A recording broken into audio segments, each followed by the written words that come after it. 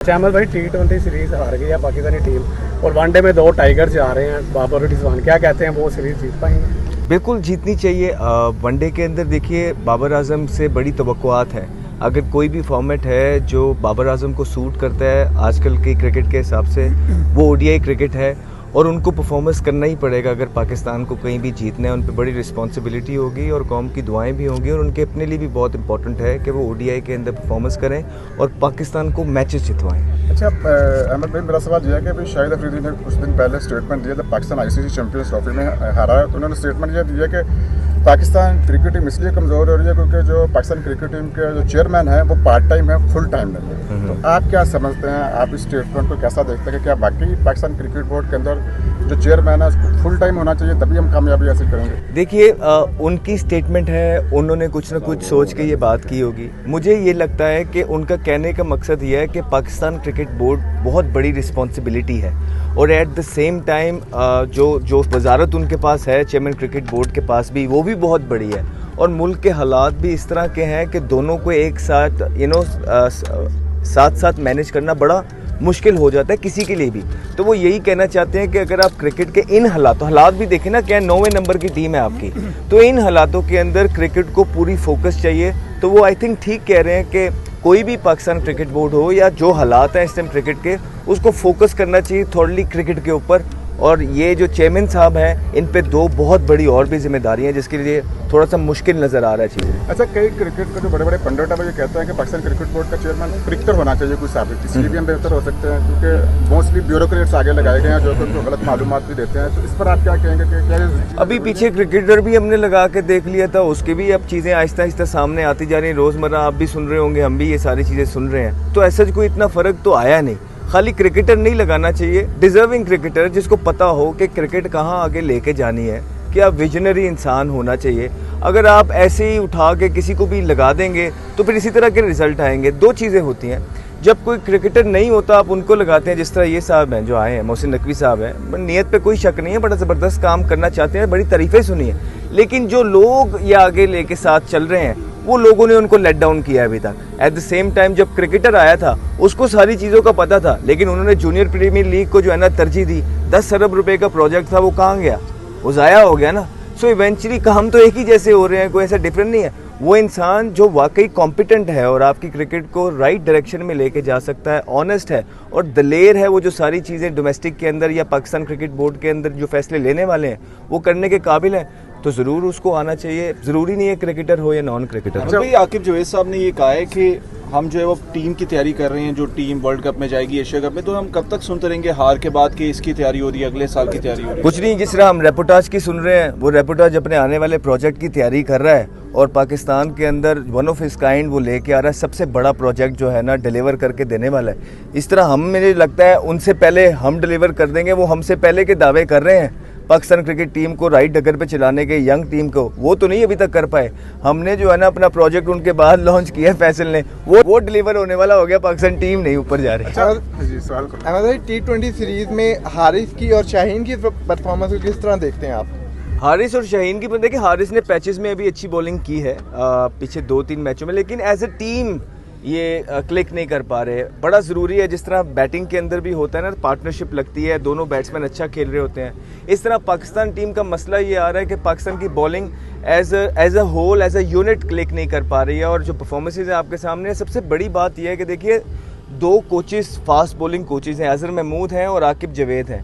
इन दोनों के बावजूद भी पाकिस्तान की परफॉर्मेंस अगर बॉलिंग की इस तरह की है तो इन दोनों का फ़ायदा क्या है?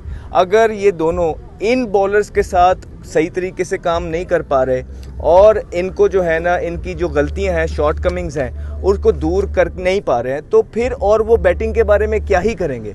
सो ये बड़ी मेरे लिए तो आईब्रोज रेजिंग चीज़ है कि 2 फास्ट बॉलर्स जो मेन हैं आपके, जिस तरह नसीम शाह की, आप देख रहे हैं कि अजहर महमूद साहब को आए हुए गालिबन 3.5 साल हो गए, 3.5 साल ही हो गए हम ना। आप हमारी फास्ट बॉलिंग की परफॉर्मेंसेज देखें, इतने ही अरसा हो गया पाकिस्तान की फास्ट बॉलिंग की पिटाई लगते हुए। तो मेरा मतलब है कि ये बेहतर करने आए थे, ये पिटाई लगवाने आए थे, ये अपना थोड़ा एजेंडा बता दें ताकि हम उसके हिसाब से बात कर लिया करें। अच्छा, वनडे के अंदर अभी ये चीफ सेलेक्टर ने कहा था कि हम T20 की लहदा टीम बनाएंगे, वनडे की लहदा। अब सुनने में आ रहा है कि हारिस रऊफ को दोबारा वनडे के अंदर शामिल किया जा रहा है, तो आप क्या कहेंगे, सही है फैसला? देखिए हारिस रऊफ एक वो बॉलर है जो बीच में आके अपना काम कर देता है। हारिस रऊफ को जो सपोर्ट उनके आसपास है, अब ये शादाब है, उनकी देखें आपने किस क्राइटेरिया की बिना पर शादाब खान को सिलेक्ट किया। आज भी उन्हें आखिरी 4 छिक्के पड़ गए। तो उसकी एक तो आपने जो सिलेक्ट किया उनको, उनकी कोई परफॉर्मेंस नहीं थी और पूरी दुनिया ने, पाकिस्तान ने नहीं पूरी दुनिया ने आईब्रोज रेस किए हैं इस बात पे। आप लाफिंग स्टॉक बन गए हैं कि जिस तरह आप लोगों को निकाल रहे हो और ला रहे हैं। और फिर शादाब की जो परफॉर्मेंसेस थी इस सीरीज़ में, उसने जो है दूध का दूध और पानी का पानी एक दफ़ा और कर दिया। खुदारा आप इस तरह का लाफिंग स्टॉक ना बनिए। आप जो मेरिट के लड़के हैं उनको आप सिलेक्ट करिए, चाहे वो हारिस रऊफ है, चाहे शाहीन है, चाहे और कोई है, चाहे शादाब है, लेकिन जो मेरिट पे है, जिसकी फॉर्म अच्छी है, आप उन लोगों को बनाएं। जो मुझे अगर इफ़ यू आस्क मी, मुझे लगता है सब ट्राइड एंड टेस्टेड हो गए हैं। अब एशिया कप और T20 का वर्ल्ड कप जो आना है, उसके लिए सिर्फ यंगस्टर्स के साथ जो है आगे बढ़ना है आपने। यही आपका ओनली वे फॉरवर्ड मुझे नज़र आता है, क्योंकि जितने भी सीनियर्स थे इनको 7 से 8 इवेंट्स मिल गए हुए हैं, इससे ज़्यादा। और आप ये देखिए, कुछ लोग ये बोल रहे हैं और अपने ही यंगस्टर्स के अगेंस्ट कैंपेन्स चला रहे हैं कि देखिए जी इन्होंने कुछ नहीं किया। भाई मैं ये पूछना चाहता हूँ कि आपने क्या किया? वो तो न्यूजीलैंड गए थे, आपके तो घर में आती हैं टीमें जो हमारी पिछली लॉट खेल रही थी। न्यूजीलैंड की टीम अभी पीछे आई थी, 9 प्लेयर्स उनके नहीं थे, IPL खेलने गए हुए थे, वो 2-2 की सीरीज बराबर करके गई। ये हमारे जो लेजेंड्स हैं उनकी परफॉर्मेंसेज हैं। और आप बच्चों के अगेंस्ट कैंपेन्स चला रहे हैं जो न्यूजीलैंड के अंदर खेलने गए हैं। और इस दफ़ा if you ask me as well, मैं भी न्यूजीलैंड बहुत खेला हूँ, थोड़ा बहुत परफॉर्मेंस भी है। इस दफ़ा वाले पिच सबसे मुश्किल थे, मतलब बॉलिंग के लिए हेल्पफुल थे, तो बॉलिंग नहीं कर पाई, जिसका ज़रूर अफसोस है। और जवाबदेह हैं अजहर महमूद और आकिब जवेद साहब के क्या वजह हुई कि बॉलिंग नहीं क्लिक पाई। जहाँ तक बैटर्स की बात है, पैचेस में हमें थोड़ा सा इंडिविजुअल ब्रिलियंस देखने को मिली है। जिस तरह हसन नवाज ने सेंचुरी की है, अपने तीसरे ही मैच में सेंचुरी करना कोई छोटी बात नहीं है। कोई कह रहा है फ्लूक, कोई कह रहा है तुक्का, भाई जो भी है, तीसरा मैच खेले हैं, न्यूजीलैंड के अंदर सेंचुरी बनाई है, हमसे बेहतर सेंचुरी बनाई है। हमने काफ़ी ज़्यादा मैचेस खेल के ज़्यादा बॉलों पे बनाई थी, ये बच्चे ने कम बॉल खेल के न्यूजीलैंड के अंदर बनाई है। तो जितना इसको सपोर्ट किया जाए वो कम है, जितनी तारीफ़ की जाए कम है। पोटेंशियल शो कर दिया है। अब जब एक दफ़ा एक प्लेयर पोटेंशियल शो कर देता है, बाकी टीम मैनेजमेंट पे डिपेंड करता है कि वो उसको कैसे ग्रूम करती है, कैसे मुल्क के काबिल बनाती है कि मुल्क को जो है ना मैचेस जितवाए। ये टीम मैनेजमेंट डिसाइड करती है और काम करती है। अच्छा आमिर भाई, PSL स्टार्ट होने वाला है, तो क्या PSL वो प्लेटफॉर्म है जहाँ से फ्यूचर प्रोस्पेक्ट जो है वो पाकिस्तान के लिए चुना जा सकता है, या फिर PSL ने पाकिस्तान क्रिकेट को नुकसान पहुँचाया? इस बारे में क्या सोचते हैं? सिर्फ नुकसान पहुँचाया। अगर ऑनेस्टली बात करेंगे तो वो यही है कि पाकिस्तान सुपर लीग ने जो प्लेयर्स देने चाहिए थे पाकिस्तान की टीम को, क्या वो प्लेयर्स दिए हैं? इनकी जिम्मेदारियां थी अच्छा लीडर देना। आपके पाकिस्तान सुपर लीग ने आपको एक भी अच्छा लीडर नहीं मिला है। मिसालें आपके सामने पड़ी हैं, जो भी 5 टीमों के कप्तान थे, आप देख लें कि सारी लीडरशिप कैसी थी। ठीक है, सरफराज ने आपको जितवा के दिया, लेकिन उसके बाद आपको उस तरह का कोई लीडर। फिर आप प्लेयर्स की हालत देखें कि 7 से 8 इवेंट हार गए हुए हैं। कोई इस तरह के प्लेयर्स आपके पास मौजूद नहीं है जो मैच विनर्स हों, इम्पैक्ट प्लेयर्स हों, मॉडर्न डे क्रिकेट की जानिब जो है ना पाकिस्तानी क्रिकेट को लेके बढ़ रहे हों। तो ये PSL की जो है आप इन्वॉल्वमेंट है पाकिस्तान क्रिकेट में। प्लस होता क्या है, होता ये है कि जो PSL की फ्रेंचाइजीज हैं वो इन्फ्लुएंस करती हैं सिलेक्शन पे भी, क्योंकि उन्होंने अपनी टीमें बेचनी होती हैं। PSL की स्पॉन्सरशिप आगे हालात सुना, इस तरह के स्पॉन्सरशिप भी नहीं मिल रहा है अभी तक। तो मुझे नहीं पता ये किरा सराइयाँ हैं कि अभी तक स्पॉन्सरशिप भी ढूंढने में जो है ना मुश्किल हुई भी है और लोग जो है ना हेजिटेंट हैं। तो आप मुझे ये देखिए कि ये जो प्लेयर्स हैं ये फ्रेंचाइज ने बेचने हैं, और अपने अपने फेसेस बेचने के लिए वो फिर सिलेक्शन क्राइटेरिया को इन्फ्लुएंस करती हैं। और ये हमने बहुत दफ़ा सुनी है ये बात कि वो इन्फ्लुएंस करती है कि हमारा प्लेयर डालें। और मैं आप मुझे ये बताएं कि इनका प्लेयर डाल के पाकिस्तान क्रिकेट का तो ये बेड़ा जो गर्क हो गया है।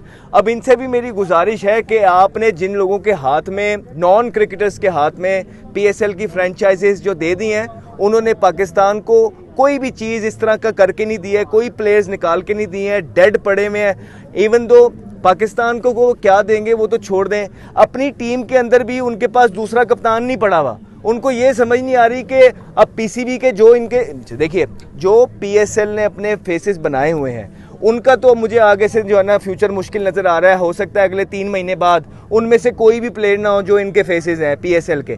तो अब हाई टाइम है PSL की सारी फ्रेंचाइजीज के लिए कि अपने अपने फेसेस बदल दें, अपने अपने जो अपने सेलिंग प्रोडक्ट हैं वो बदलने पड़ेंगे, आपको दूसरे स्टार्स बनाने पड़ेंगे, उन पे इन्वेस्ट करना पड़ेगा। This is the only way forward. Kindly please ये PSL की फ्रेंचाइजीज पाकिस्तान टीम को सिलेक्शन में इन्फ्लुएंस करना इन प्लेयर्स के लिए काइंडली छोड़ दें और अब सिलेक्शन कमेटी को भी डायरेक्टली ना करनी आ जानी चाहिए।